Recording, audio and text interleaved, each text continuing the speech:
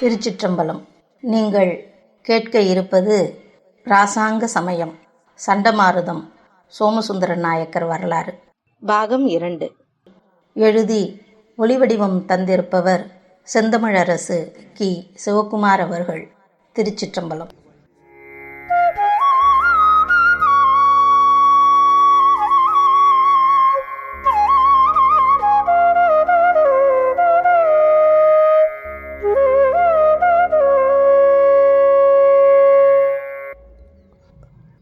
இராசாங்க சமயம்.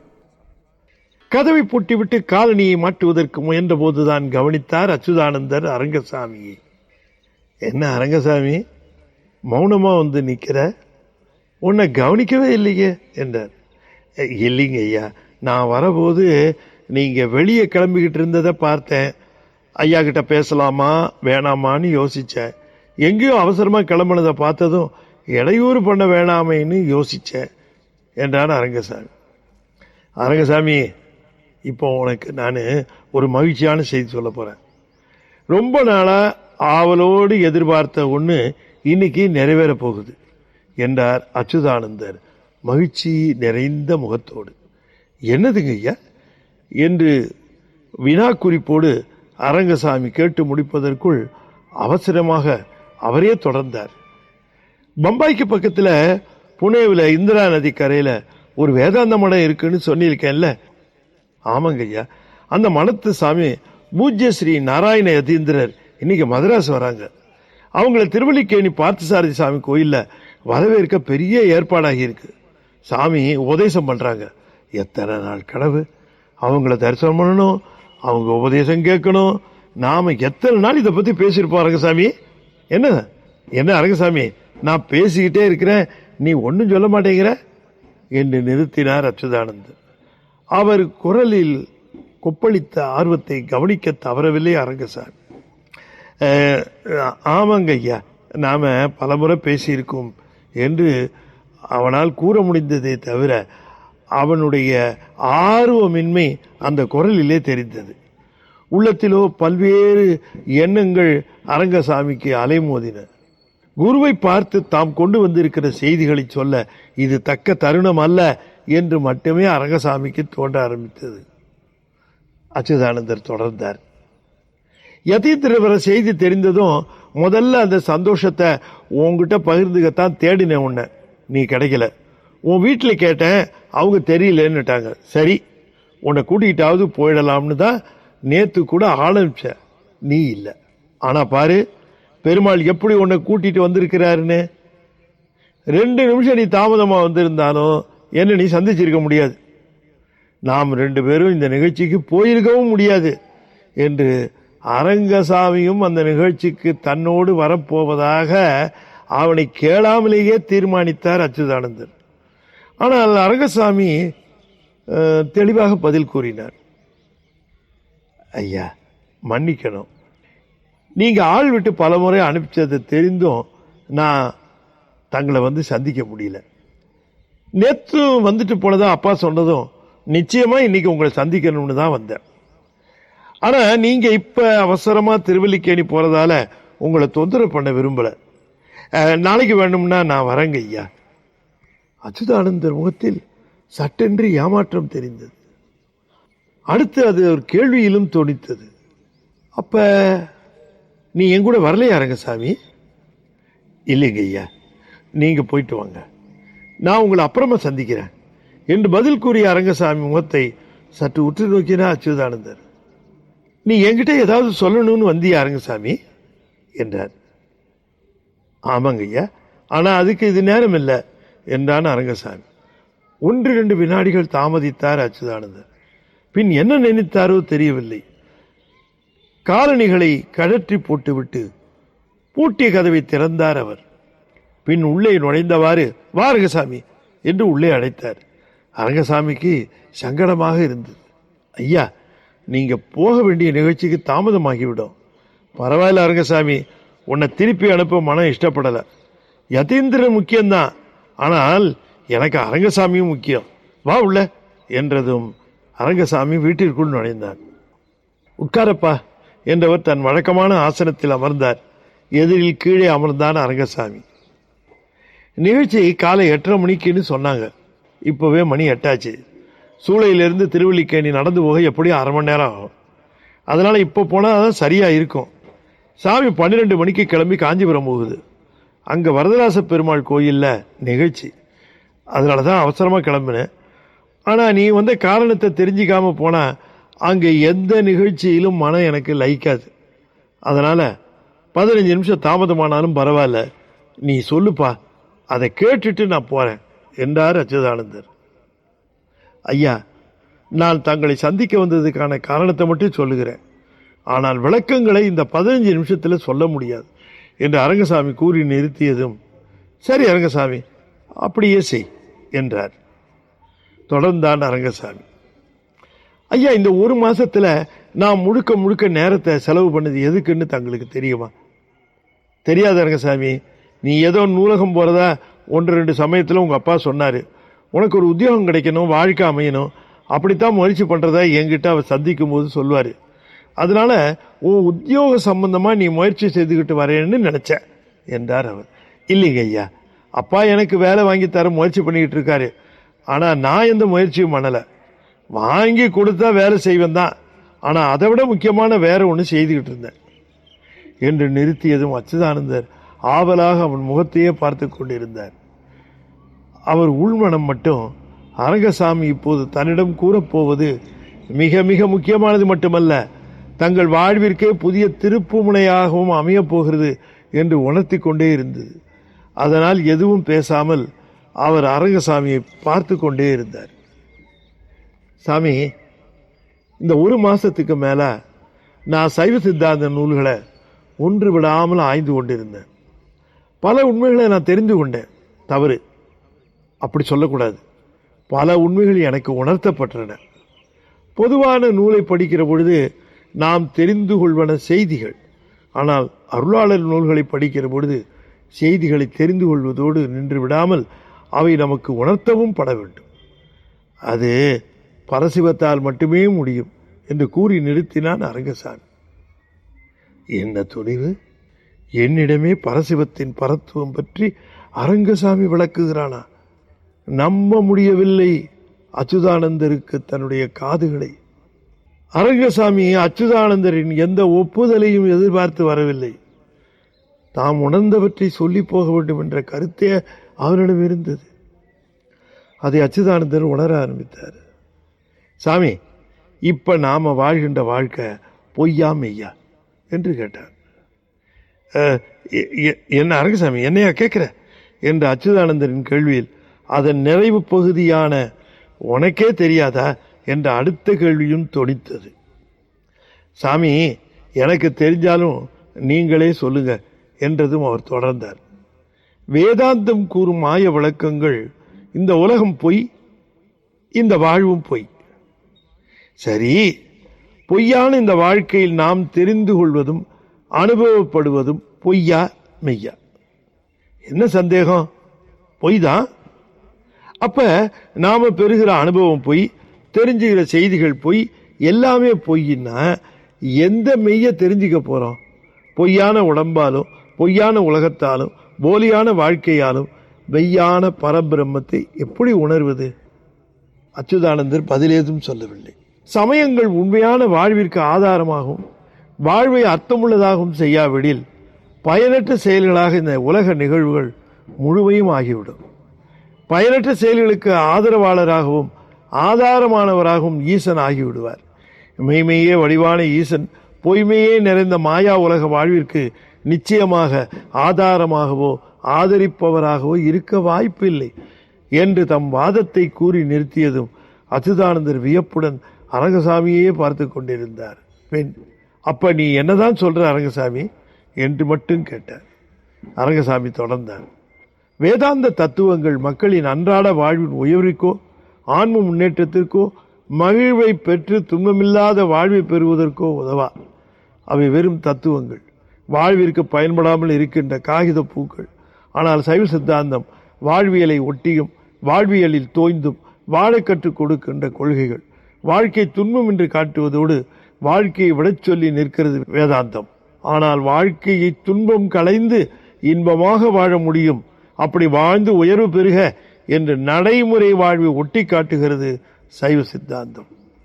மண்ணில் நல்ல வண்ணம் வாழலாம் வைகளும், எண்ணில் நல்ல கதிக்கு யாதுமோர் குறைவில்லை என்பதே சைவ சமய தலைமை குருவாம் திருஞான சம்பந்தரின் கொள்கை முழக்கம் என்று கூறி நிறுத்திய அரங்கசாமி, ஐயா மணி 8:30 நெருங்குகிறது, இதுதான் நான் சொல்ல வந்தது, நீங்க கிளம்புங்கய்யா என்று அரங்கசாமி கூறி எழுந்து நின்றதும் அவனையே சற்று நேரம் பார்த்து கொண்டிருந்தார் அச்சுதானந்தர். பின் பேசினார். அரங்கசாமி, ஏன் எழுந்துட்ட? உட்கார். மேலும் பல விளக்கங்கள் எனக்கு சைவ சித்தாந்தம் பற்றி தேவை. அறிந்து கொள்ள ஆர்வமாக இருப்பது மட்டுமல்ல, நீ அழகாகவும் ஒப்புக்கொள்கிற மாதிரியும் சொல்றப்பா என்றதும் அரங்கசாமி, ஐயா திருவல்லிக்கேணி நிகழ்ச்சிக்கு நேரமாச்சு என்று மீண்டும் நினைவுபடுத்தினான்.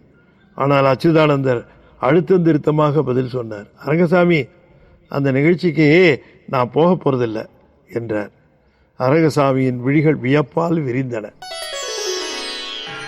தரையிடங்களில் சிறந்தது என கச்சியப்பர் போற்றும் காஞ்சி மாநகரிலே ஏகாம்பரேஸ்வரர் எம்பெருமான் திருமுன்பாக ஓதுவாமூர்த்திகள் அப்பர் சுவாமிகளுடைய திருத்தாண்டகத்தை கேட்பார் உளம் உருகும் வண்ணம் பாடிக்கொண்டிருந்தார். தாயவன் கான் உலகிற்கு தன் ஒப்பில்லா தத்துவன் கான், மலை மங்கை பங்கா என்பார் வாயவன் கான்,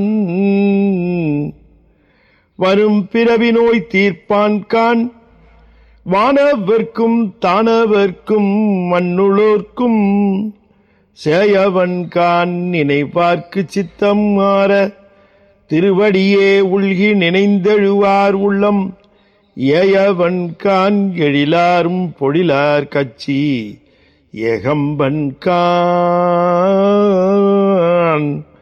அவன் என் எண்ணத்தானே. ஓதுவார் பாடலை முடித்ததும் பெருமானுக்கு கற்பூர சோதி காட்டப்பெற்றது. திருக்கோயில் சிவாச்சாரியார் முத்து கச்சபேச்சுவர குருக்கள் முகத்தில் பெரும் மகிழ்வு பொங்க முன்னே நின்றவர் இருவருக்கும் கற்பூரம் காட்டி பின் தம் கைகளால் திருநீரிட்டு அவர்களுக்கு வாழ்த்து கூறினார். ஏகாம்பர சிவயோகீஸ்வரர் சோமசுந்தரர் ஆன உங்க 2 பேத்துக்கும் ஈஸ்வரன் பரிபூர்ண கடாட்சம் நிறைஞ்சிருக்கு. இன்னைக்கு என்னவோ என் மனசு ரொம்ப நிறைவா இருக்கு. ஒரு நல்ல காரியம் பண்ண ஆத்ம திருப்தி நிலவுறது. எத்தனையோ பேருக்கு தீட்சை பண்ணி வச்சிருக்கேன். ஆனா உங்க 2 பேருக்கும் இன்னைக்கு ஏகாம்பரேஸ்வரர் முன்னில பண்ணி வச்ச தீட்சை ரொம்ப விசேஷமா தெரிகிறது என்று பரவசப்பட்டார். வாழ்த்து பெற்றவரில் இளையவராய் இருந்தவர் கூறினார், சாமி, தாங்கள் சிவமாய் இருந்து தீட்சை தந்து ஆசியும் கூறினீர்கள். இது எங்கள் பேரு. எனக்கு எங்க அப்பா அம்மா வச்ச பேரு அரங்கசாமி. ஆனா இப்ப நீங்க தீட்சா நாமமா வச்ச பேரு சோமசுந்தரம்.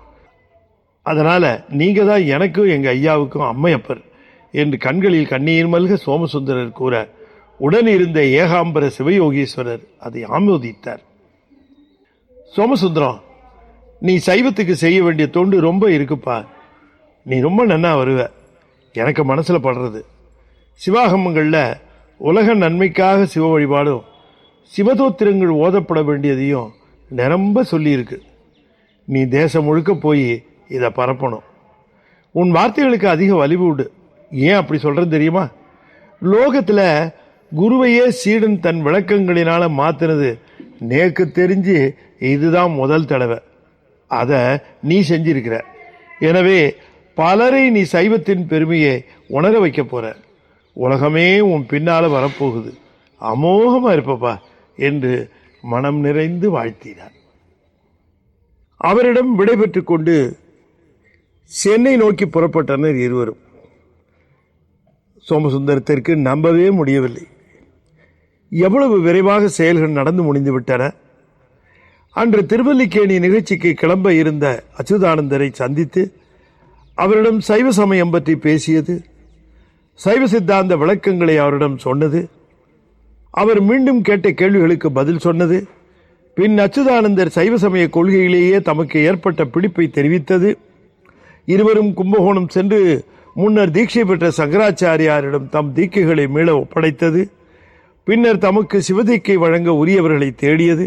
காஞ்சியிலே புகழ்பெற்ற சிவாச்சாரியார் முத்துக்கச்சபேஸ்வரர் குருக்கள் தொடர்பு கிடைத்தது. அவரிடம் தீக்கை பெற்று தீட்சா நாமம் பெற்றது. அடே அப்பா, எவ்வளவு விரைவாக செயல்கள் நிகழ்ந்தேறின! தமக்காக ஏதோ கடமைகள் காத்திருப்பதாக கருதினார் சோமசுந்தரர். விரைந்து வந்து பொறுப்பை ஏற்றுக்கொள் என்று சிவம் கட்டளையிடுவது போலவும் உணர்ந்தார் அவர். திருநீரும் உருத்திராக்கமும் அணிந்து வரும் தம் கோலத்தை காணுகின்ற பொழுது சூளை வாசிகளுக்கு எப்படி தோன்றுமோ, என்ன எண்ணுவார்களோ? என்ன எண்ணினால் என்ன? இப்பொழுதுதான் இந்த உடம்பு பெற்ற பயனை அடைந்தது போல் இருக்கிறது. இனி நம்மை விட்டு நீங்காத சின்னங்கள் இவைதான். சிவத்திற்கு நான் என்றும் எப்போதும் அடிமை என்று பரிசாற்றுகின்ற சின்னங்கள். சோமசுந்தரம், அடுத்தது உன் திட்டம் என்னப்பா என்று யோகீஸ்வரர் கேட்ட கேள்வி சோமசுந்தருடைய எண்ணங்களை தடை செய்தது. சாமி, என்ன கேட்டீங்க? இல்லப்பா, உன் ஆசைப்படி சமய தீட்சை வாங்கியாச்சு, அடுத்து ஏதாவது திட்டம் வச்சிருக்கியான்னு கேட்டேன் என்றார். நிரம்ப திட்டங்கள் இருக்கு சாமி. முதல்ல திருமுறைகளின் பெருமைகளை எல்லாம் சிவன் கோயில்களில் நிலைநாட்டணும். அதற்கு முதற்படியா 4 பெருமக்கள் குரு பூஜையை தவறாமல் நடத்தணும். மயிலாப்பூரில் நடக்கிற 63 விழாவில் ஒரே ஆரவாரமும் ஆர்ப்பாட்டமும் தான் இருக்கே தவிர யாருக்கும் அதனுடைய உண்மையான தத்துவங்கள் தெரியல. அதனால தத்துவங்களை விளக்கிற சமய கூட்டங்கள் தேவை. சொற்பொழிவுகள் நம் சைவ திருமுறைகள் பெருமையை உலகிற்கு சொல்லுகிற மாதிரி இருக்கணும். அதனால நான் முதல்ல திருஞான சம்பந்தர் திருக்கடைக்காப்பு, திருநாவுக்கரசர் தேவாரம், சுந்தரர் திருப்பாட்டு, மணிவாசகரின் திருவாசகம் முதலான நூல்கள் பெருமையை எடுத்து சொல்ல இருக்கேன். அடுத்தபடியா சித்தாந்த விளக்கங்களை எடுத்து சொல்லி எப்படி சைவ சமயம் எல்லா சமயங்களை காட்டிலும் உயர்ந்து நிற்கிறது என்பதையும் விளக்க இருக்கிறேன். புன்னகைத்தார் யோகீஸ்வரர். நீ சாதிப்ப சோமசுந்தரம், உங்க ஆசை இருந்தா எல்லாம் முடியும் சாமி என்று கூறி நெகிழ்ந்தார் சோமசுந்தரம். வீட்டிற்குள் நுழைந்ததும் நுழையாததுமாக, அரங்கசாமி என்னடா கோலம் இது என்று கத்திய அம்மாவின் குரல் தெருமுனை வரைக்கும் கேட்டிருக்கோம்.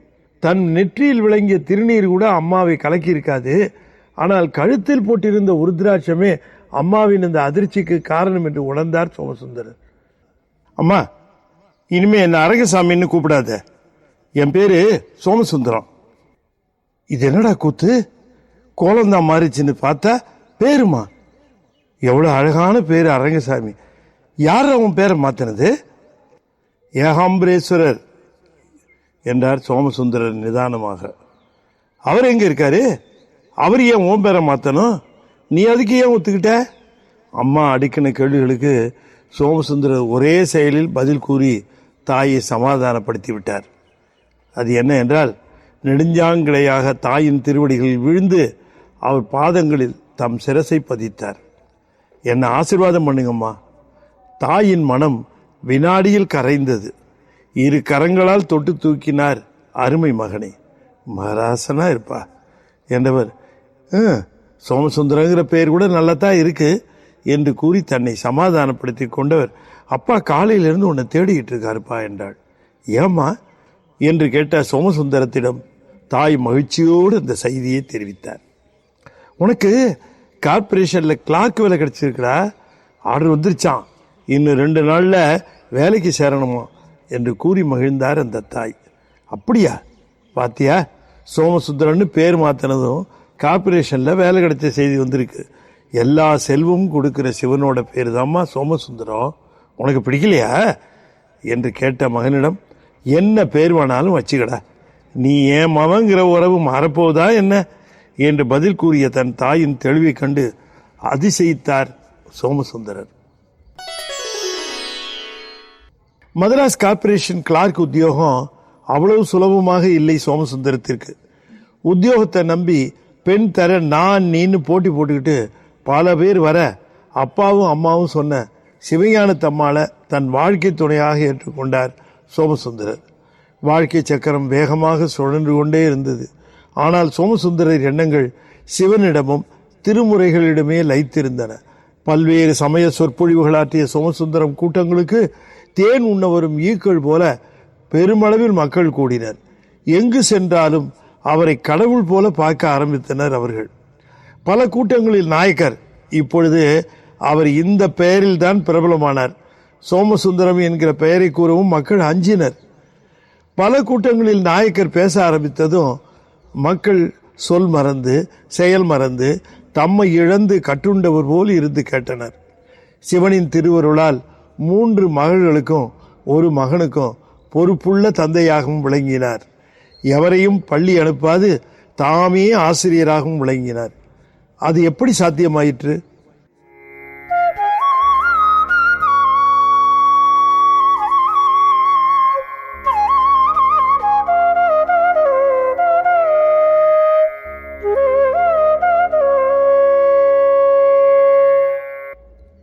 சுந்தரமூர்த்தி சுவாமிகள் வரலாற்று நிகழ்வுகள் மிகவும் விளங்கிய இடம் திருவொற்றியூர். அங்கே அன்று மகிழடி சேவை. மிகச் சிறப்பான அந்த விழாவிற்கு செல்ல அன்று காலை முதல் துரிதமாக ஆயத்தமானார் நாயக்கர். தன் கடமைகளை முடித்துவிட்டு கார்ப்பரேஷன் செல்ல கிளம்பினார் சோமசுந்தரம். ஏங்க திருவொற்றியூர் போகணும் நீங்க என்றார் சிவஞானத்தம்மாள். துரை ஒரு முக்கியமான வேலை கொடுத்துருக்காரு, அது ஆஃபீஸுக்கு போய் முடிக்கணும், 1 மணி நேரத்தில் முடிச்சிருவேன், பிற்பாடு லீவு போட்டுட்டு நான் திருவொற்றியூர் போயிடுவேன் என்றவர் வீட்டை விட்டு கிளம்பி 20 நிமிடங்களில் கார்ப்பரேஷன் ஆஃபீஸ் வந்தடைந்தார். 60 நிமிட வேலை என்று சோமசுந்தரர் கணித்தது 20 நிமிடங்களில் முடிந்தது. மனம் முழுவதும் ஒற்றீசரையும் சுந்தரரையும் சுற்றி வந்தது. அடியார்கள் அங்கே தனக்காக கூடி காத்திருப்பதையும் உணர முடிந்தது. வேலை முடிந்த கையோடு விடுப்பு கடிதம் எடுத்துக்கொண்டு அதிகாரியான துறையின் அறைக்குள் நுழைந்தார் Somasundarar. S mister Arangasamy, what do you want? Sir, I want leave today. What about the job given to you? It's already over, sir. I had given to superintendent. Okay, why you want leave? உடனே கடிதத்தை நீட்டினார் சோமசுந்தரர். அதிலே பார்வை ஓடவிட்ட அந்த வெள்ளைக்கார துரை நிமிர்ந்து பார்த்து தலையை அசைத்தார் மறுப்பாக. Mister Arangasamy, I can't sanction leave for this reason. Sorry, sir, it's an important function. No, I can't sanction leave. Now you can go என்று துரை கூறியதும் வெளியே வந்த சோமசுந்தரர் தம் கையில் இருந்த விடுப்பு கடிதத்தை கசக்கி கூடையில் எறிந்தார். பின் தம் மேசையில் அமர்ந்து அமைதியாக ஒரு தாளை எடுத்து ஏதோ எழுத ஆரம்பித்தார்.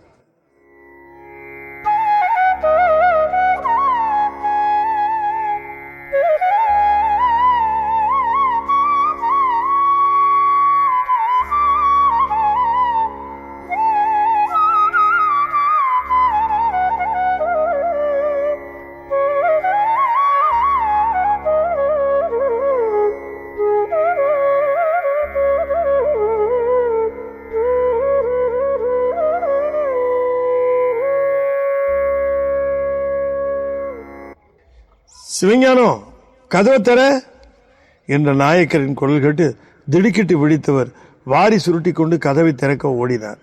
குழந்தை ஜெகதாம்பிகை சினுங்க ஆரம்பித்தது. கதவு திறந்ததும் உள்ளே நுழைந்த நாயக்கரிடம் அவர், இப்போது நேரம் என்னவாயிற்றாம் என்றபடி செம்பு நீரை எடுத்து அவருக்கு கால் அலம்ப தந்தார். மணி 12 நெருங்க போகுது, நீ சாப்பிட்டியா? எப்படிங்க, உங்களுக்காக காத்துக்கிட்டு இருந்தேன். ஜெகதா என்னவோ தெரியல, சாயந்தரத்திலேருந்து சிரிங்கிக்கிட்டே இருக்கா, மடியை விட்டு இறங்கலை. தூங்கினப்புறம் எடுத்து அப்புறமா போட்டுட்டு லேசாக சாஞ்சேன், எனக்கே தெரியாமல் தூங்கியிருக்கேன். ஆமாம், மகிழடி சேவை முடிய இவ்வளோ நேரமாக ஆயிடுச்சு என்றபடி ஒரு துண்டை நீட்டினாள். வாங்கி கொண்டார் நாயக்கர். சரியான கூட்டம்மா. தியாகராஜ சன்னதியிலிருந்து படம்பக்கநாதர்கிட்ட போகிறதுக்குள்ளேயே 1 மணி நேரம் பிடிச்சிருச்சு என்றார் அவர். நாளைக்கு காலையில் வேலைக்கு போக சிரமமாக இருக்காதா? இனிமே அந்த சிரமம் எப்பவுமே இருக்காதுமா என்றார் நாயக்கர். சற்று தாமதித்து கேட்டார் சிவஞானம். ஏன் அப்படி சொல்றீங்க? அந்த வெட்டி வேலையை வெள்ளைக்கார மூஞ்சிலேயே விட்டெறிஞ்சிட்டு வந்துட்டேன் என்றார் உற்சாகமா நாயக்கர். ஏன் அப்படி பண்ணீங்க என்று பதறினார் சிவஞானம். குழந்தை ஜெகதா சினுங்களை அதிகப்படுத்தி அழுகியாக்கியது. சிவஞானம் முகத்தை உற்று நோக்கினார். பின், பயமா இருக்கா? உன்னையும் குழந்தையும் பட்டினி போட்டுடுவேன்னு என்று சிரித்தார் நாயக்கர். சிவஞானம் சுதாரித்து கொண்டார். இந்த ஊரே உங்களை நம்புது, உங்க பேச்சை கேட்டு பின்னால வருது. நானும் என் மவளும் வரமாட்டோமா என்ன? பாலை சூடு பண்ணி எடுத்துட்டு வரட்டுமா என்று பதில் எடுத்தார் சிவஞானம். நாயக்கர் சிவஞானத்தம்மாள் பதிலை கேட்டு புன்னகைத்தார். பனைக்கல் கண்டு போட்டு எடுத்துருவா என்றவர் அழுது சிரிங்கி கொண்டிருந்த குழந்தையை சமாதானப்படுத்த படுக்கை அறைக்குள் நுழைந்தார்.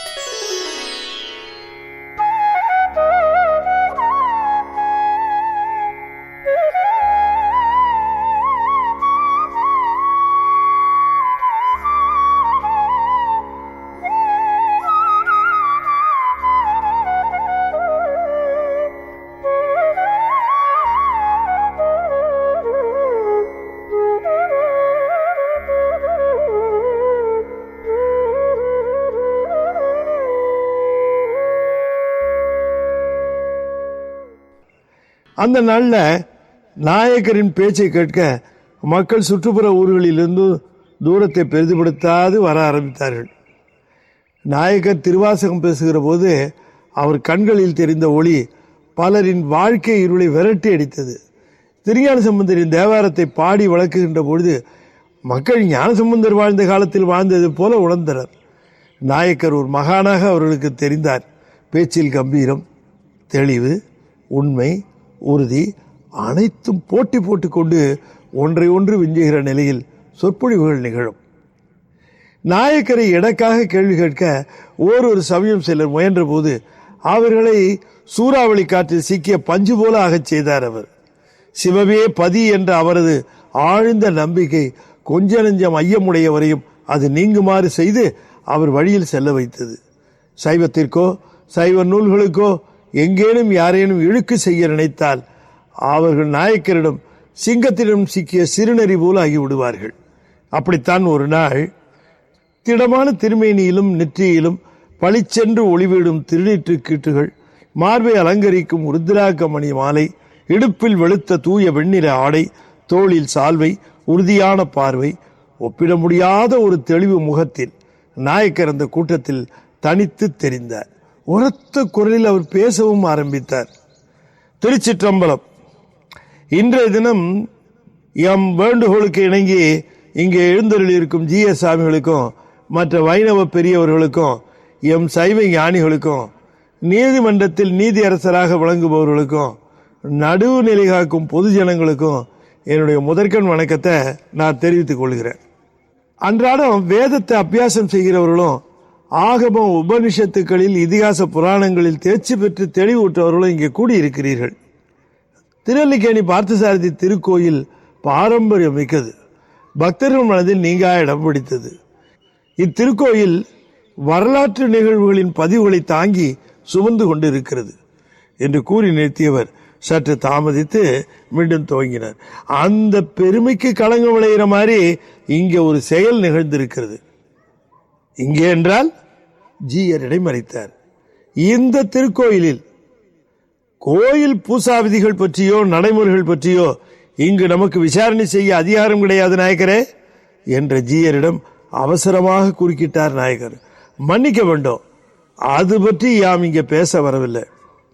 இங்கே புதுமையாக எழுதப்பட்டிருக்கின்ற ஓவியம் பற்றியே யாம் பேச வந்திருக்கிறோம்.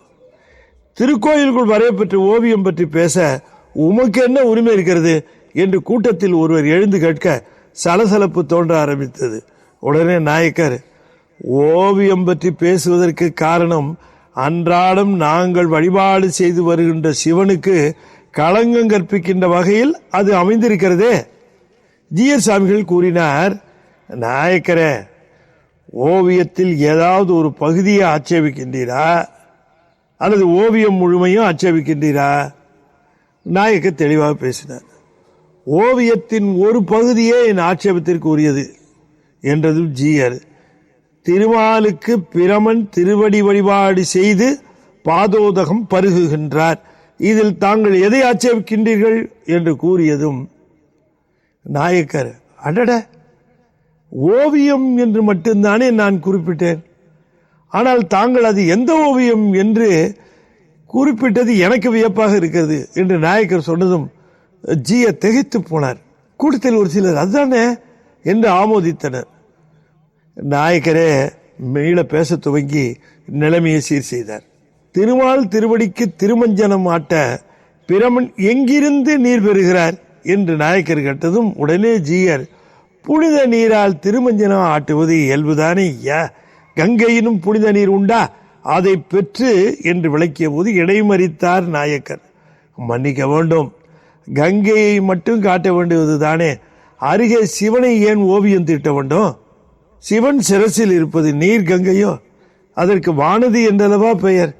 சிவபெருமான் சிரசின் கங்கையை ஆற்று நீர் என்று எப்படி கொள்ள முடியும்? சரி, இந்த காட்சிக்கான ஆதாரம் எங்கே உள்ளது? வேதத்திலா, உபநிடதங்களிலா, புராணங்களிலா, இதிகாசத்திலா? எங்கே வேண்டுமானாலும் நீங்கள் எனக்கு ஒரு ஆதாரம் காட்டினால், இதோ இந்த நிமிடமே இந்த ஓவியத்தை நானும் வணங்கி செல்ல தயார். காட்ட முடியுமா? அழுத்தமாக ஆனால் நிதானமாக நாயக்கர் குரல் கேள்வி கணைகளை தொடுத்து ஒலித்தது. சபை வெலவெலத்து போனது. அமைதி, அமைதி. அத்தனை பெரிய கூட்டத்திலும் எண்ணி பார்க்க முடியாத அமைதி. நாயக்கரே மீண்டும் தொடர்ந்தார். நீங்கள் யாரும் காட்ட முடியாது. காரணம், ஆதாரம் எங்கும் இல்லை. எந்த ஆதாரமும் இல்லாமல் மனம் போன போக்கில் சித்திரம் வரைந்து தள்ளுவதற்கு எருமைகள் தினவு தீர முதுகை தேய்த்து கொள்கின்ற தெருச்சுவர்களா இவை? புனிதமான திருக்கோயிலின் மதில் சுவரன்றோ என்று கூறி நிறுத்தினார் நாயக்கர். அங்கு கூடியிருந்த பெரியவர்கள், அறிஞர்கள் ஒருவர் முகத்தை ஒருவர் பார்த்து கொண்டனர். யாம் பேசியவற்றில் யாருக்காவது எதிலாவது மறுப்பு சொல்ல தோன்றினாலும் அல்லது அமைதி கூற என்றாலும் யாம் கேட்க சித்தமாக இருக்கிறோம் என்றதும் யாராவது எழுந்து கேட்பார்களா என்று ஜீயர் கூட்டத்தை நோட்டம் விட்டார். யாரும் பேசவில்லை என்று அவரே பேசினார். நாயக்கர் மனசு ரொம்ப புண்பட்டிருக்காப்புல இருக்கு, சரி என்ன செய்யணும்னு சொல்லுங்க என்றார். உடனே நாயக்கர், இதோ இந்த கூட்டத்தில் உள்ள பெரியவர்களே சொல்லட்டும் என்றவுடன் கூட்டத்தில் இருந்த அந்நாளின் மேஜிஸ்ட்ரேட் ஒருவர் எழுந்து நின்று தம் கருத்தை தெளிவாக கூறினார். ஓவியத்தை நீக்கி விடுங்கள். உடனே பலரும் அப்படியே நீக்கி விடுங்கள் என்று ஒப்புதல் செய்தனர். ஜீயர் இது எதிர்பார்க்கவில்லை. அவர் திரும்பவும் இப்போது நாயக்கரை நோக்கினார். நாயக்கர் கூறினார், அது தேவையில்லை. ஜீயர் முகத்தில் ஆச்சரியம். நாயக்கர் தொடர்ந்தார், ஓவியத்தை முழுமையாக அழிக்க வேண்டாம். பிறவன் திருமாலின் மகனார். தந்தைக்கு மகன் திருவடி வழிபாடு செய்வது எந்த விதத்தில் தவறாகும். ஆனால் அருகே இருக்கும் சிவபெருமான் திருவுருவத்தை நீக்கிவிடலாம் என்றதும் ஜீயர், ஆம் அதுவே சரி, அப்படியே நாங்கள் விரைவில் செய்து விடுவோம் என்றதும் நாயக்கர் இடைமறித்தார். உங்களுக்கு சிரமம் தர வேண்டாம் என்று ஒரு ஏற்பாட்டோடு வந்திருக்கிறேன். அடியன் தங்கள் உத்தரவைத்தான் எதிர்பார்க்கிறேன். ஜீய வியப்போடு பார்த்து, என்ன நாயக்கரை ஏற்பாடு என்றார். இதோ இங்கே ஒரு அன்பர் சுவற்றில் சித்திரம் தீட்டுவதில் சிறந்தவர். அவரை கையோடு வண்ண கலவையோடும் உரிய தூரிகையோடும் அழைத்து வந்திருக்கிறேன். இப்போதே கையோடு கையாக சித்திரத்தில் ஒரு பகுதியை மிக நேர்த்தியாக நீக்கி ஓவியத்தின் மற்ற பகுதிக்கு ஊறு விளையாமல் செய்து தருவார் என்று கூறியதும் கூட்டத்தினர் உடனே ஆமோதித்தனர். எல்லோருக்கும் நாயக்கரின் மதிநுட்பமும் சைவத்தின் மேல் கொண்டிருக்கும் அசையாத நம்பிக்கையும் வேத ஆகம உபநிடத புராண இதிகாசம் இவற்றில் ஞானமும் சித்தாந்த சைவத்தின் வல்லமையும் தெள்ளத் தெளிவாக தெரிந்தன.